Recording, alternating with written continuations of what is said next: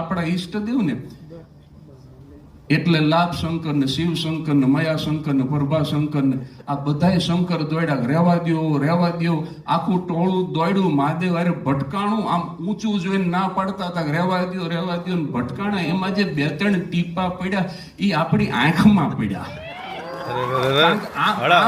જોતા હતા રહેવા દ્યો આમ ઊંચે જોતા હતા અને એમાં કટોરો છલકાણો એટલે એ મયા શંકર ને પ્રભા શંકર ને આ એની આંખમાં પડ્યા. આ ઝેર કાઢી નાખો સાહેબ તો જીવન જીવવા જેવું છે. કોઈ બ્રાહ્મણને ઉભો કરો.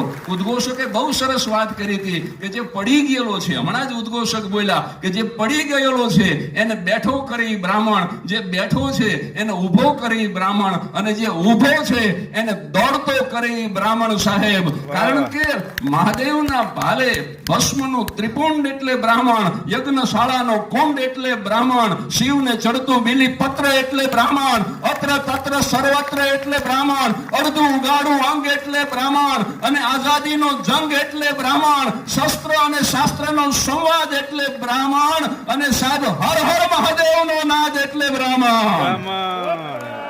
હર હર મહાદેવ, હર હર મહાદેવ, હર હર મહાદેવ. ધન્ય છે તમારી જનતાને, ધન્ય છે.